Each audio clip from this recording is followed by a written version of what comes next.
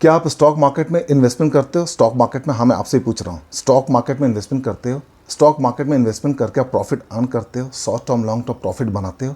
अगर आप प्रॉफिट बनाते हो तो उसके ऊपर टैक्स की क्या ट्रीटमेंट है? कौन से फॉर्म आपको यूज़ करने हैं? फॉर्म उसमें ITR 1 2 3 4 कौन सा फॉर्म उस पर जाएगा? और जो भी प्रॉफिट आप अर्न करते हो वो लॉन्ग टर्म है या शॉर्ट टर्म? और अगर लॉन्ग टर्म है तो क्या टैक्स का रेट लगेगा? क्या वो स्लैब रेट के हिसाब से आएगा या स्पेसिफिक परसेंटेज है? और अगर शॉर्ट टर्म है तो क्या रेट जाएगा? उस पर पीरियड ऑफ होल्डिंग क्या मानी जाएगी? शॉर्ट टर्म के केस में, लॉन्ग टर्म के केस में बहुत सारे मुद्दे के ऊपर आज मैं डिस्कस करने वाला हूँ। बहुत इंपॉर्टेंट टॉपिक है, हॉट टॉपिक है। वीडियो को इन तक देखना, लाइक करना, लोगों तक जरूर पहुँचाना। बिकॉज अगर आप देखें जितने भी salary class of tax payers है वो कहीं ना कहीं किसी न किसी माध्यम से स्टॉक मार्केट में पैसा इन्वेस्टमेंट करते ही हैं। वो करते ही हैं, चाहे वो इक्विटी में, mutual fund, SIP, derivative, future options, किसी में भी पैसा लगाएंगे, लेकिन पैसा लगाएंगे क्योंकि जो उनका एक अदर सोर्स ऑफ इनकम बनता है वो SIP के माध्यम से, इक्विटी के माध्यम से, स्टॉक मार्केट के माध्यम से ही बनता है। तो आज ये बहुत इंपॉर्टेंट है कि अगर आप सैलरी क्लास में हैं तो आपको कौन से फॉर्म यूज़ करने हैं, कौन सा फॉर्म आपके केस में जाएगा और क्या रेट ऑफ टैक्स आपकी इनकम के ऊपर लगेगा। तो बहुत इंपॉर्टेंट है वीडियो को देखना और समझना, और अगर समझ में आता है तो लोगों तक भी जरूर पहुंचा देना। बिकॉज ये बहुत कंफ्यूजिंग टॉपिक होता है लोगों के लिए। लोगों को लगता है कि इसका पैसे के ऊपर कोई टैक्स नहीं जाती है, गवर्नमेंट इसको माफ़ कर देती है, लेकिन ऐसा नहीं है। आज के डेट में आपके सारे इनकम जो है वो कहीं ना कहीं AI इसमें आपको रिपोर्ट होती है, आपको सारा इनकम पता होता है। तो आज इस वीडियो के माध्यम से मैं आपको बताने वाला हूँ। तो सबसे इंपॉर्टेंट ये है कि आपको आइडेंटिफाई करना है कि जो भी पैसा आप mutual fund, SIP, derivatives, future options, equity में जो पैसा लगाते हो वो पैसा शॉर्ट टर्म कैपिटल गेन दे रहा है या लॉन्ग टर्म कैपिटल गेन दे रहा है। क्वाइट पॉसिबल लॉसेस भी हो सकते हैं कि short term capital loss, long term capital loss, क्योंकि ये पीरियड ऑफ होल्डिंग के बेसिस पे डिसाइड होगा। तो अगर आपका पीरियड ऑफ होल्डिंग जो है अगर अप टू 12 मंथ तक है तो जो भी इनकम आप जनरेट करोगे वो आपका शॉर्ट टर्म कैपिटल गेन और शॉर्ट टर्म कैपिटल लॉस होगा। और उससे ऊपर अगर होता है तो फिर आपका वो लॉन्ग टर्म कैपिटल गेन या लॉसेस में कन्वर्ट होता है। तो अब अगर आप यहाँ पे देखें स्टॉक मार्केट से जो इनकम जनरेट करता है, अगर वो आपका शॉर्ट टर्म कैपिटल गेन होता है, याद रखिए क्या, शॉर्ट टर्म कैपिटल गेन। अगर शॉर्ट टर्म कैपिटल गेन होता है तो आपको 20% टैक्स पे करना पड़ेगा। यानी अगर आप 1 रुपया जनरेट करो, 1 लाख करो या 10 लाख करो, जो भी शॉर्ट टर्म कैपिटल गेन हुआ उसके ऊपर आपको 20% टैक्स पे करना पड़ेगा। और अगर शॉर्ट टर्म कैपिटल लॉस होता है तो उस लॉस को हम आगे 8 साल तक सेट ऑफ कर सकते हैं। कितने साल तक? 8 साल तक।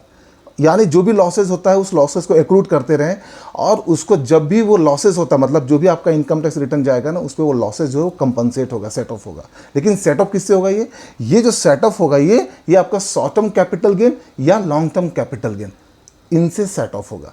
यानी अगर आपने शॉर्ट टर्म कैपिटल गेन मान लिया, पहला साल में आपने लॉसेस कमाया 10 लाख का, नेक्स्ट ईयर में जाकर के आपने 30 लाख का प्रॉफिट कमा लिया, शॉर्ट टर्म कैपिटल गेन आपका हो गया। तो जब नेक्स्ट ईयर में जब आपका ITR जाएगा ना, उस पर 10 लाख का जो लॉसेज होता है ना, वो आपका सेट ऑफ होकर के जाएगा। और ये सेट ऑफ की जो फैसिलिटी आपको मिलती है ना, ये अगले 8 साल तक मिलती है।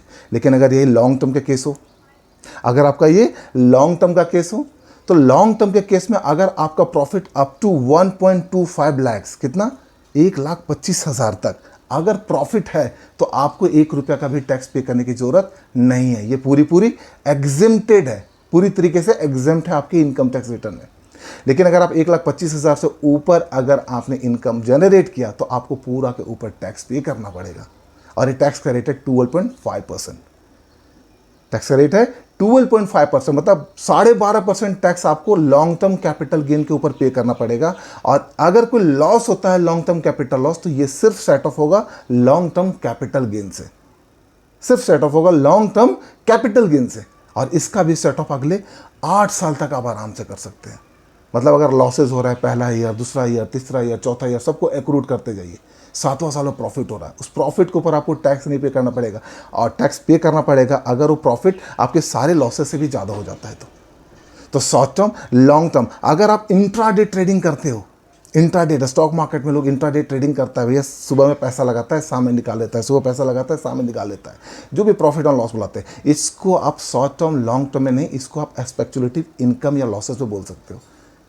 तो स्पेक्युलेटिव इनकम और लॉसेस जो है, इसका सेटअप जो आपको मिलता है वो सिर्फ 4 साल तक मिलता है। मतलब अगर आपको लॉसेस होते हैं तो अगले 4 साल तक इसको आप सेटअप कर सकते हो। और जो भी इनकम इस पर आप जनरेट करते हो, उस इनकम को आपको जो नॉर्मल जो आपका स्लैब रेट है ना, जो भी इनकम टैक्स का स्लैब रेट है ओल्ड रिज्यूम और न्यू रिज्यूम में, आपको उसी के तहत आपका ये इनकम कवर्ड हो जाएगा।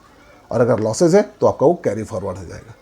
तो अगर इंट्राडे ट्रेडिंग करते हो तो आपकी ट्रीटमेंट टैक्स की जो है बहुत सिंपल है, बहुत सिंपल है कि आपको उसके ऊपर जो टैक्स पे करना है वो नॉर्मल स्लैब रेट के हिसाब से पे करना है। अगर आप फ्यूचर ऑप्शन में डील करते हो, उससे प्रॉफिट या लॉस अगर आप जनरेट करते हो, फ्यूचर ऑप्शन से जो भी प्रॉफिट लॉस जनरेट करते हो ना, ये आपका नॉन स्पेक्युलेटिव इनकम माना जाता है, मतलब नॉर्मल है। ये मतलब नॉर्मल है और ये भी आपका एज पर स्लैब रेट के हिसाब से होगा। और अगर आपने इस पे लॉसेस जनरेट करा फ्यूचर एंड ऑप्शन में भी, तो ये लॉसेस भी आपका अगले 8 साल तक आपको बेनिफिट मिलेगा। इस लॉसेस के ऊपर भी आपको अगले 8 साल तक बेनिफिट मिलेगा। अगर आप अदर देन ये सारे जो भी शॉर्ट टर्म, लॉन्ग टर्म, आपका इंट्राडे ट्रेडिंग, फ्यूचर ऑप्शन, इसके अलावा भी अगर कोई कैपिटल गेन अगर आपका है, ठीक है, कोई other long term capital gain करते हो आप, तो उसके ऊपर भी 12.5% का आपको इनकम टैक्स पे करना पड़ेगा। और जो भी लॉसेज होते हैं उसको आपको 8 साल तक कैरी फॉरवर्ड मिलेगा। तो ये आप समझ रहे हैं, जो भी इनकम टैक्स रिटर्न जो आपको फाइल करनी है, अब ये सारे स्लैब्स थे कि आपको शॉर्ट टर्म में 20%, लॉन्ग टर्म में 12.5%, और अगर इंट्राडे ट्रेडिंग होती है या फिर अगर आपका फ्यूचर ऑप्शंस होता है तो उसके ऊपर as per the normal slab rate के हिसाब से आपको टैक्स पे करनी है। अब सवाल उठता है कि फॉर्म कौन सा यूज़ करना है, फॉर्म कौन सा यूज़ करना है इसमें। तो आपको ध्यान देना है, आप अगर सैलरी क्लास ऑफ पर्सनस में हो और सैलरी के साथ में आप mutual fund, SIP, equity, derivatives में आप सिर्फ ट्रांजेक्शन्स करते हो, ट्रेड करते हो, ट्रेडिंग इनकम जनरेट करते हो, तो आपके लिए ITR 2 फाइल करना है। आपके लिए ITR 2 है, तो आपको ITR 2 फाइल करनी है। लेकिन अगर आप बिजनेस इनकम में हो, मतलब स्टॉक ब्रोकर की तरह काम कर रहे हो, आप प्रॉपर शेयर मार्केट में एज ए बिजनेस की तरह काम कर रहे हो, आपका बिजनेस वर्टिकल है, आप स्टॉक ब्रोकर हो, तो आपका वो बिजनेस इनकम जनरेट होगा। और जब बिजनेस इनकम जनरेट होगा ना, तो उस पर आपको ITR 3 यूज़ करना है। तो आपको ये देखना है कि आप किस तरह का इनकम जनरेट कर रहे हो। अगर ये आपका बिजनेस इनकम है तो ITR 3, अगर ये आपका ट्रेडिंग इनकम है तो आपका ITR 2 जाएगा। तो आपको ऐसे ही ये इनकम टैक्स रिटर्न फाइल करनी है। और चूँकि इनकम टैक्स रिटर्न का सीज़न शुरू हो गया है, आने वाला समय में काफ़ी सारे वीडियो में इनकम टैक्स रिटर्न के ऊपर भी लेकर के आने वाला हूँ। और चूँकि इनकम टैक्स रिटर्न शुरू हो गया, तो आप अपना income tax return timely file करें, एक्यूरेट फाइल करें। अगर आपका इनकम टैक्स रिटर्न में किसी भी तरह का कोई प्रॉब्लम्स आती है, then Sajjan Singh is here. आप कंसल्ट कर सकते हैं, पूछ सकते हैं, इंक्वायरी कर सकते हैं, कमेंट बॉक्स में पूछ सकते हैं कि आपकी आखिर इश्यूज़ क्या है। क्योंकि ऑब्जेक्टिव बड़ा सिंपल है कि आपको फाइनेंशियली एजुकेट करना, कहीं ना कहीं टैक्स में आपको हेल्प करना, सपोर्ट करना।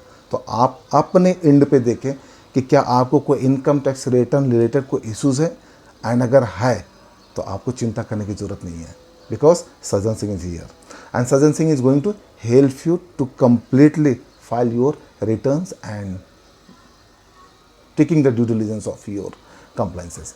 This is Sajjan Singh signing out. Until you meet again. Thank you very much.